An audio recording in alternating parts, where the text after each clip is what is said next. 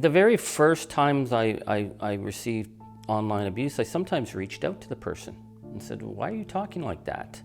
But then I would be inundated. There's times when there's sort of like, almost like a concerted campaign to just drive you off Twitter or drive your Facebook into the ground, and you can't keep up. So it's in the morning, I get up, I get a cup of coffee, and I block, so that the people who are on my site are people who want to talk. Well, it's awful, and it wears on you, quite frankly. This is a vocal minority, but they're bullies. They like to intimidate, and it's difficult, especially if it involves family. I think that's one of the hardest, if somehow family gets brought into it. An MP talked about an email that they received threatening to rape his wife. You know, and I've had media say to me, and people have written, well, this is what you chose to do. You need to get thick skin and toughen up. The hate started pretty soon after I became Minister of Environment and Climate Change. Now, it's kind of quaint. I was called Climate Barbie, although it wasn't all that quaint. If you looked at the tweets, they often, had like violent acts where they would crush a Barbie. It was pretty brutal from the start, but I ignored it. My team was said, like, do not do anything with this. You will look weak. You'll get drawn in. And then one day I was at the United Nations. We were talking with world leaders about climate policy, and I noticed that Jerry Ritz, who was a colleague, a conservative in the House of Commons, had tweeted something about, something stupid, how stupid I was, and Climate Barbie. And I just said to my team, I was like, okay, folks, like, I'm saying something back. I had multiple death threats. I had a woman incarcerated not once but 3 times as a result of this. And in the 2022 election, I just couldn't take anything anymore. I was being targeted and harassed, not just online but in person. And I decided to self-harm to stop it because my world became incredibly small. I was suffocating and I wanted to die. And a lot of this was because of online trolls without any sort of name or identifier around them, but who felt that they were able to get to me very closely and to personalize things, including with my family, and really wanted to eliminate me. I ended up in the hospital.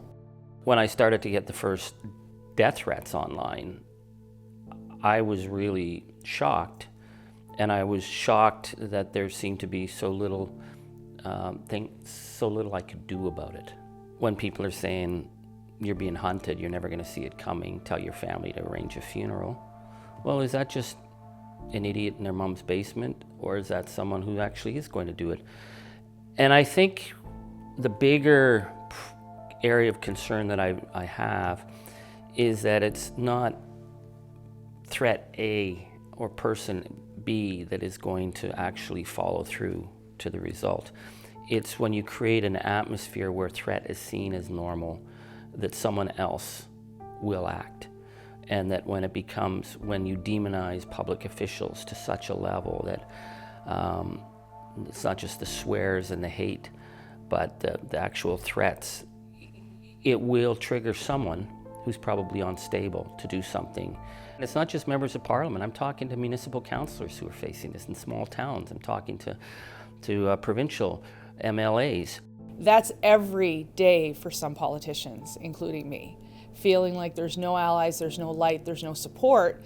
And when you start to internalize that, you not only are dehumanized in the bully's face, but you start to dehumanize yourself too. And you have no self-esteem left. And for those of us with an underlying mental illness, it can be deadly. I do report it, and the response from the police is, quite frankly, underwhelming. Usually the response I get is, what would you like us to do? Or, we have 3 options. We can do nothing, we can phone the individual, or we can look at pressing charges. What would you like us to do? And my response is, you're supposed to be the experts, but at the very least, I want you to call the individual. Social media companies need to be held accountable. Like the online harm spill, I think sometimes government gets caught up in being worried that it looks like they're controlling speech or it's something to do with freedom of speech. Hate speech is not freedom of speech. It's just not a thing. I think that there needs to be tools in place to address these threats of democracy in a better way, so that the lone municipal council or the lone member of parliament's not having to face these on their own by dealing with police and trying to deal with the courts. I think there are tools that could be used to lessen the threat and menace, but right now everybody's waiting to see what happens next. I really worry now. Like, when I look back, it was definitely bad. It sucked sometimes, to be perfectly honest. If we're not careful, someone is going to be hurt, either at the hands of one of these perpetrators or threats, or it's going to be at their own hands. I think that suicide is going to be a very big issue for us as we move forward, and we cannot underestimate the impact of this online hate.